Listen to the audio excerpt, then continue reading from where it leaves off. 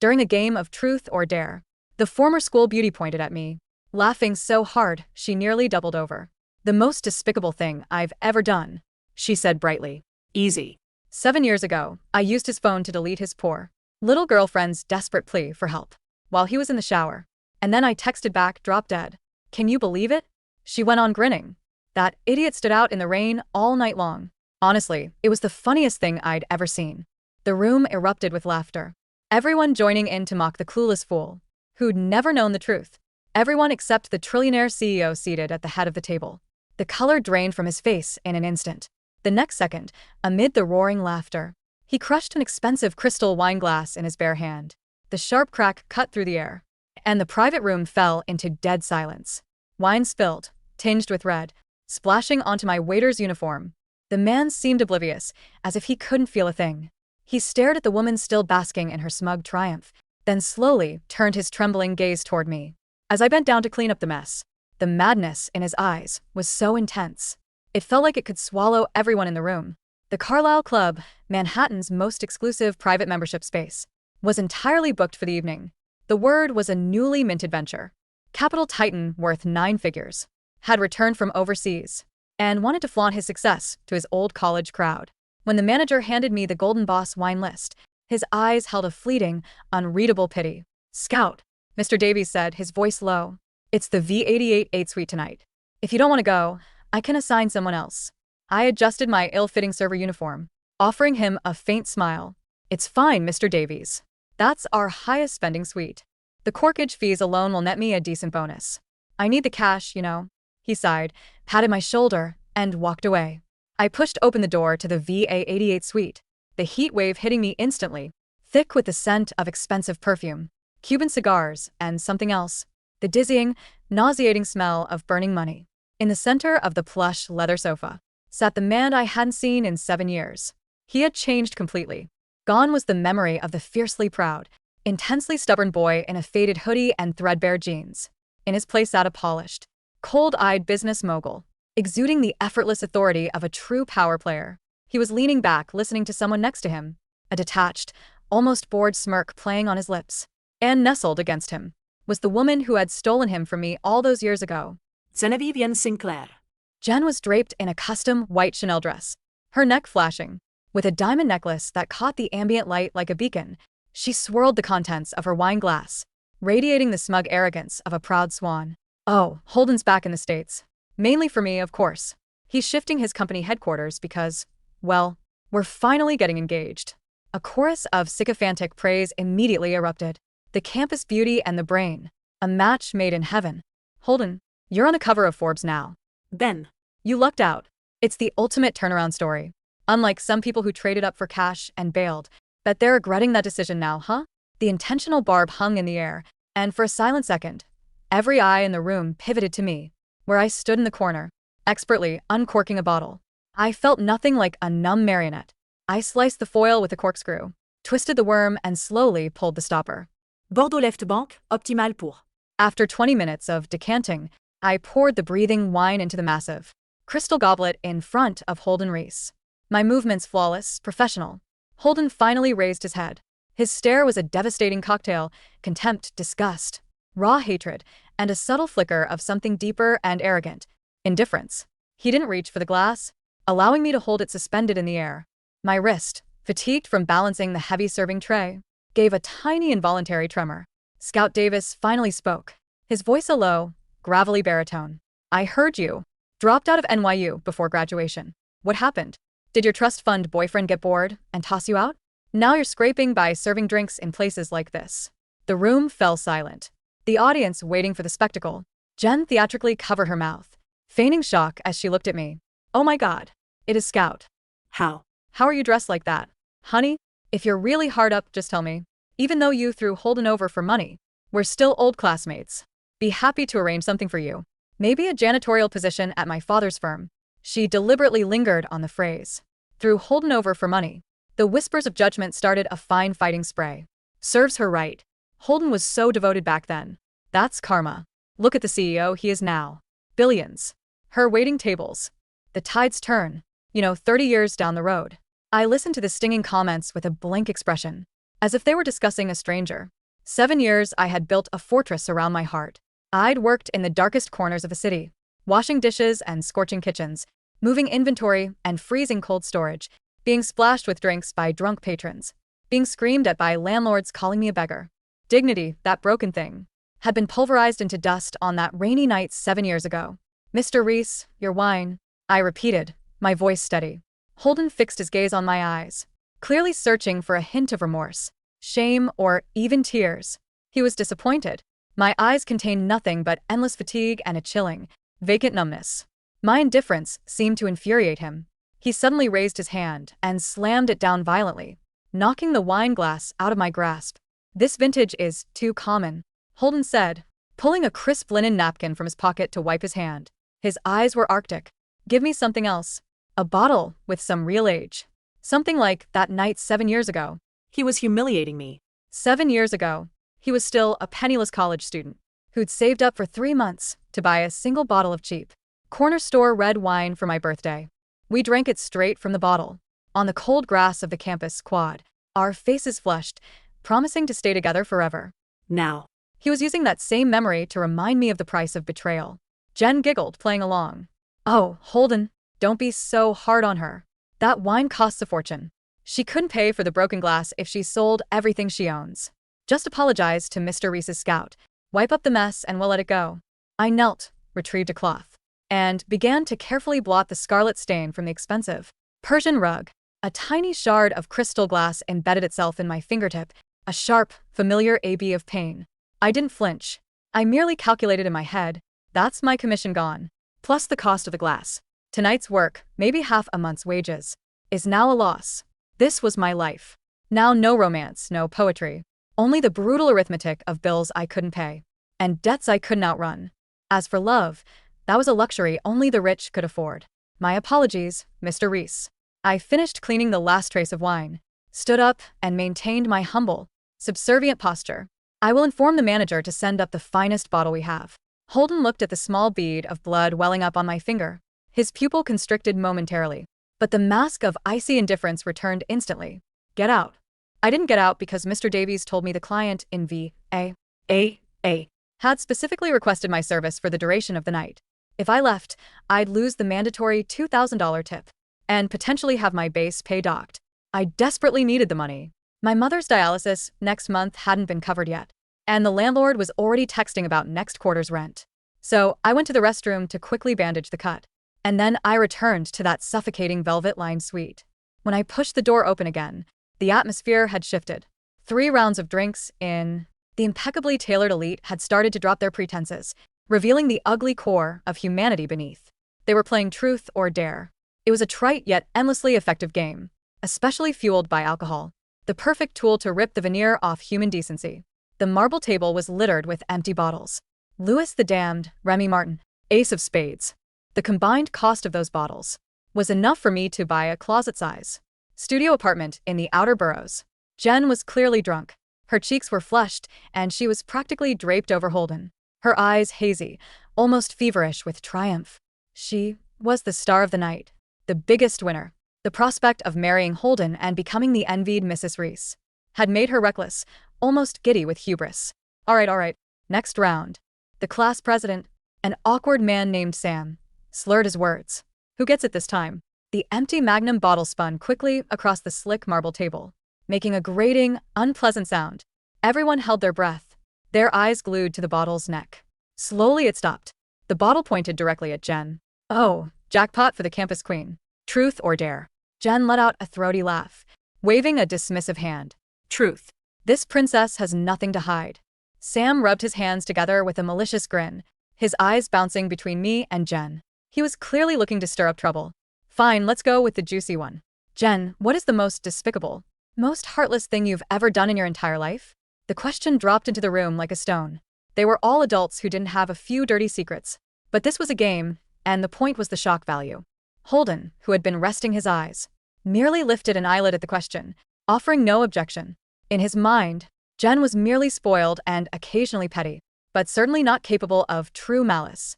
Jen let out a small burp, her gaze suddenly slicing through the crowd to land on me, where I was standing in the corner pouring water for a guest. A vile, Triumphant smile curled her lips.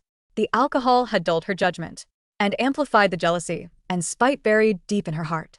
The most despicable thing, you ask? Jen stumbled to her feet, her finger aimed directly at me. It was 7 years ago, the night of that huge thunderstorm. I went to Holden's shabby little rental. Jen swayed, clutching the table for support, her eyes gleaming with a malicious, drunken light. I went to Holden's shabby little rental, she slurred, her voice carrying to every corner of the silent suite. You were in the shower, Holden. I remember the water running. And his phone lit up on the nightstand. It was her. She jabbed a manicured finger in my direction. Scout. The love of his life. She giggled, a sound that grated against the sudden tension in the room. It was this long, pathetic paragraph, Jen continued, pantomiming a scroll. Something like, Jen, please, I know you're with him. Tell him my mom collapsed. The hospital needs the deposit by midnight, or they won't start the dialysis. I have nowhere else to go. I'm begging you. The air in the room didn't just still, it petrified. I froze. The tray in my hand felt suddenly weightless, my body going cold. I hadn't known Jen was there that night. I had thought Holden had seen the message and simply ignored it. I had thought he chose his pride over my mother's life. And Sam, the class president, prompted, though his grin had faltered. And Jen threw her head back. I thought, God, she's so needy. So I unlocked his phone. His password was your birthday, Scout, pathetic really, and I deleted it. Poof. Gone. She took a sip of wine, oblivious to the way the temperature in the room had plummeted to absolute zero. But I didn't stop there, she beamed, looking at Holden for approval. I wanted to make sure she never bothered us again. So I replied. I typed. I'm sick of you asking for money. We're done. Drop dead. And then, I blocked the number. Jen looked around, expecting applause. Can you believe it? That idiot stood out in the rain all night long outside his apartment, waiting for him to come out. I watched her from the window while Holden was sleeping. She looked like a drowned rat. It was the funniest thing I'd ever seen.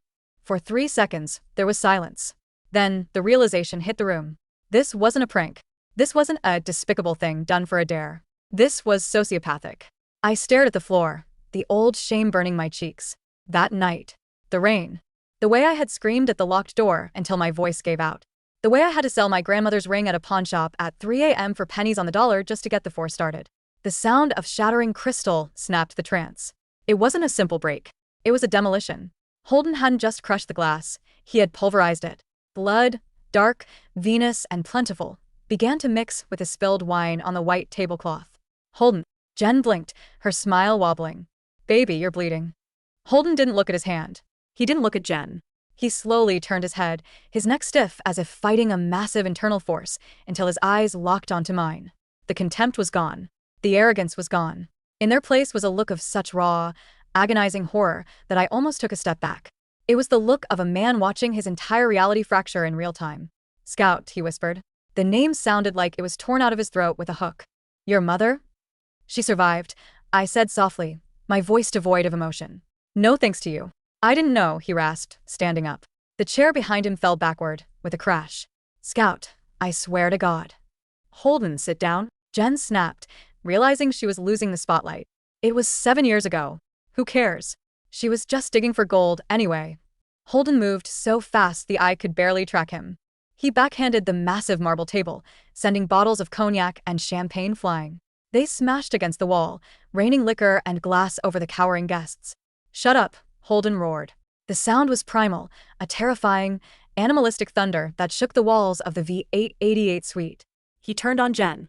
The look in his eyes made her shrink back into the sofa, whimpering. You deleted it?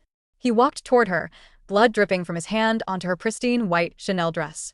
She was begging for her mother's life. And you told her to drop dead. I did it for you. Jen stammered, tears streaming down her face now. She was holding you back. Look at you now. You're a king. You wouldn't be here if. I am here, Holden hissed, leaning down until his face was inches from hers, because I wanted to be good enough for her. Every dollar I made, every deal I closed, was so I could go back to her and tell her I was sorry for being poor. He straightened up, looking at the room full of terrified socialites. Get out, he said calmly. No one moved. Get out, he screamed. It was a stampede. The elite of Manhattan scrambled over each other, grabbing purses and coats, tripping over the wet rug, desperate to escape the blast radius. Jen tried to grab his arm. Holden, please, you're drunk. He looked at her hand on his arm, as if it were a cockroach. If you are not out of this room in 10 seconds, Jen, I will destroy your father's company by morning. I will strip you of every asset you own. I will ensure you never set foot in a society circle again. Run. Jen sobbed, looked at his face, saw the absolute promise of ruin, and ran. The door slammed shut. The silence that followed was heavy, filled with the smell of spilled alcohol and the metallic tang of blood. I stood in the corner, holding my tray. My heart was hammering against my ribs, but I forced my face to remain blank. I was a server. He was a client. That was the only equation that made sense. I'll get a mop, I said quietly, turning to the door. Scout. His voice broke. It wasn't the voice of the Titan. It was the voice of the boy in the hoodie. I stopped, my hand on the brass handle. The bill will be sent to your assistant, Mr. Reese. Please have your hand looked at. The glass shards can travel to the bloodstream. Don't go. I turned. Holden was on his knees. The man worth 9 figures, the man who crushed competitors for sport, was kneeling in the wreckage of the V888 suite, amidst broken glass and red puddles, his head bowed. Tell me, he whispered, looking at his bloody hands. Tell me how to fix it. I looked at him, and for a moment, the dam almost broke.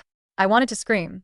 I wanted to tell him about the nights I slept in the hospital waiting room, about the debt collectors who threatened to burn our apartment, about the loneliness that felt like a physical weight.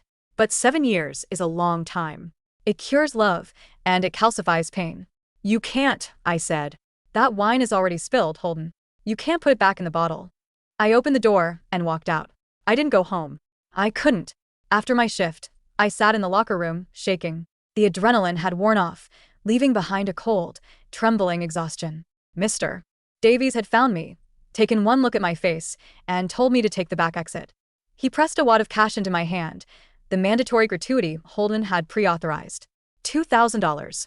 It felt like blood money. I walked 3 miles to the cramped apartment in Queens I shared with my mother. It was a walk-up, 4th floor, smelling of boiled cabbage and mildew. Mom was asleep in the recliner, the dialysis port on her arm covered in gauze. She looked frail, her skin possessing that translucent, papery quality of the long-term sick. I kissed her forehead, covered her with a blanket, and went to the tiny kitchen to count the cash. We were 3 months behind on rent. The $2,000 would cover 2 months. It was a lifeline. My phone buzzed. Unknown number. I declined it. It buzzed again immediately. And again. I turned it off. The next morning, the world had shifted. When I opened the front door to go to the pharmacy, there was a man standing in the hallway. He was dressed in a suit that cost more than my building. Ms. Davis? He asked politely. I'm Arthur, Mr. Reese's personal head of security. I'm calling the police, I said, reaching for the door. Please don't, he said, stepping back to show he wasn't a threat. Mr. Reese is not here. He respected your wish to be left alone. However, he has acquired the building. I froze. What? This building, Arthur said, gesturing to the peeling paint of the hallway. And the one next to it, and the land across the street. Mr. Reese purchased the block at 4 a.m. this morning. My stomach turned. Why? So that he could lower the rent, Arthur said, his face impassive. Your rent is now $0, as is the rent for every other tenant in this building. He didn't want you to feel singled out, so he subsidized the entire neighborhood. Fury, hot and blinding, surged through me. Tell him, I said, my voice shaking, that I am moving out. He anticipated that, Arthur said. He held out a tablet. He asked me to show you this. On the screen was a live feed of a hospital room, a private suite at Mount Sinai, the best nephrology unit in the country. He has transferred your mother's medical care, Arthur said softly. A specialist is waiting for her now. A car is downstairs. No strings attached, Ms. Davis. He signed a legal document stating he cannot see you or contact you as a condition of the treatment. He just wants her to live. I looked at the tablet. I looked at my sleeping mother in the other room. I thought about the waitlists, the substandard clinics, the constant fear of infection.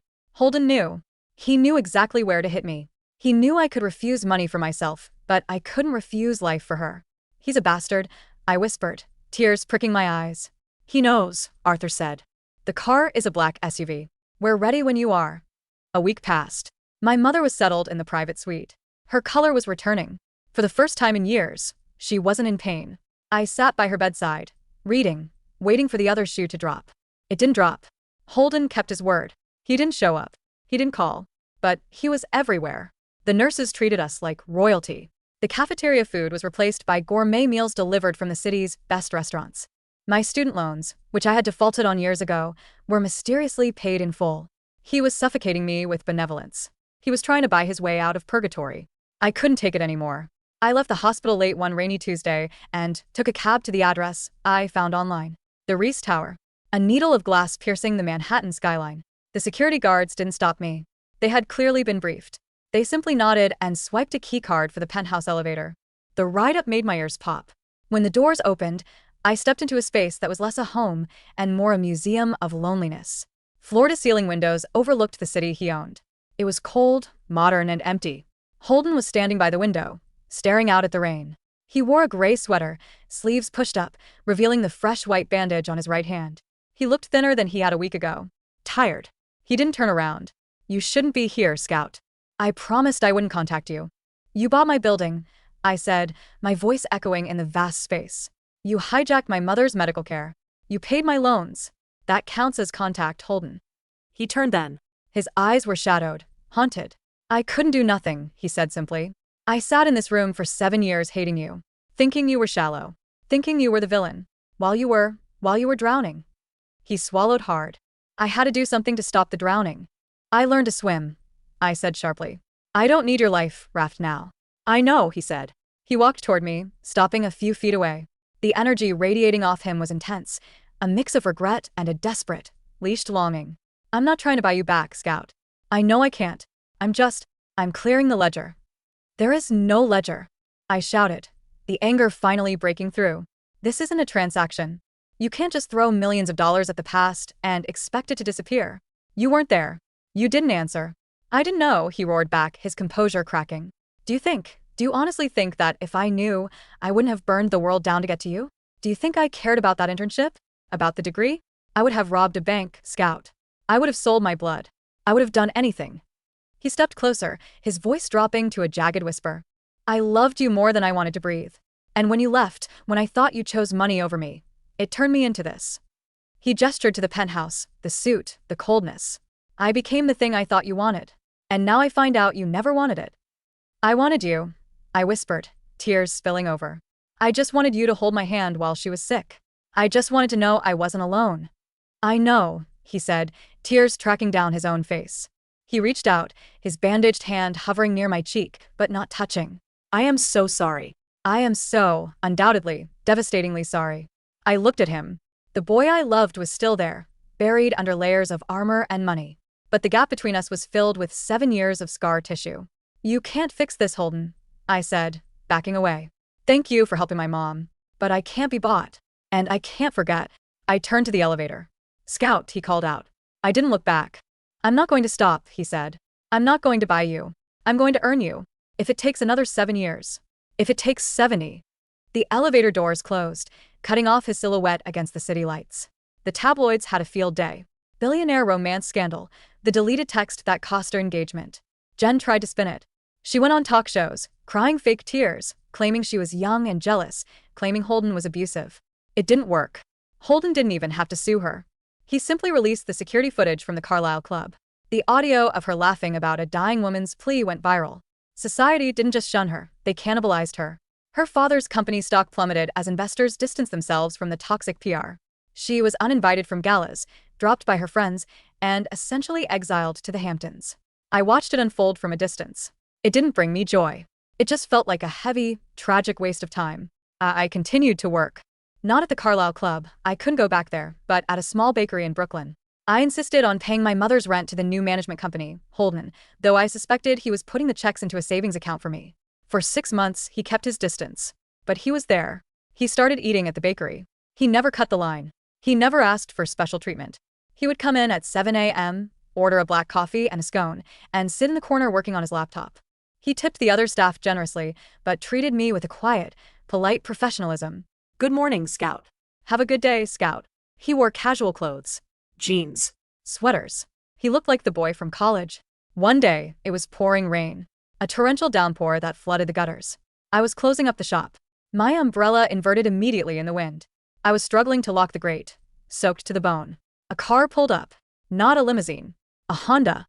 Holden got out. He didn't say a word. He walked over, opened a large, sturdy umbrella, and held it over me. He stood out in the rain, getting soaked, ensuring I was dry while I fumbled with the keys. When I finished, I turned to him. He was dripping wet, his hair plastered to his forehead. You're going to get sick, I said. I like the rain now, he said, a faint smile playing on his lips. Reminds me of clarity. He handed me the umbrella. Take it. I'm parked right there. He turned to walk away. Holden, I said. He stopped. Do you want a coffee? The machine is off, but I could make instant. It was a small olive branch. A twig, really. He turned, and the hope in his eyes was bright enough to light up the street. I would love instant coffee, he said. We sat on the floor of the bakery, drinking terrible coffee from paper cups.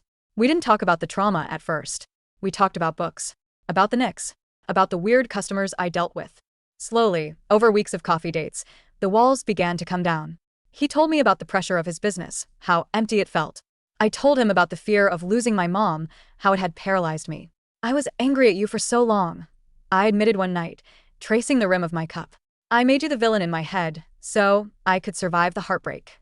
I did the same, he said softly. I told myself you were a monster, so I didn't have to face the fact that I wasn't enough to keep you. You were always enough, Holden, I said. We were just caught in a storm. He reached out and took my hand. His palm was warm, the scar from the wine glass a jagged white line across his lifeline. Scout, he said. I'm selling the company. I stared at him. What? Not all of it. But I'm stepping down as CEO. I'm keeping a board seat, keeping the wealth, but I'm done with the 80-hour weeks. I'm done with the Carlisle Club lifestyle. What will you do? I bought a house, he said.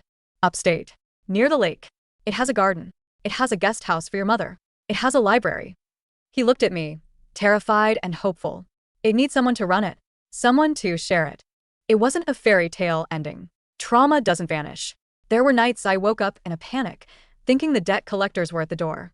There were days Holden went quiet, wrestling with the guilt of the years he lost. But we worked.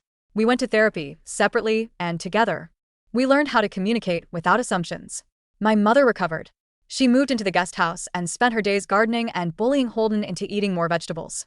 2 years after the night at the Carlisle Club, on a Tuesday, we went back to the college campus. It was raining again. We sat on the wet grass of the quad, sharing a bottle of cheap corner store wine. It tasted like vinegar and nostalgia. Holden took a small velvet box out of his pocket. It wasn't a massive diamond he had bought for Jen. It was a vintage ring, sapphire and gold, modest and beautiful. I don't promise you billions, he said, his hair wet with rain. I don't promise you a life without problems. But I promise you this. I will never miss a text. I will never let you stand in the rain alone.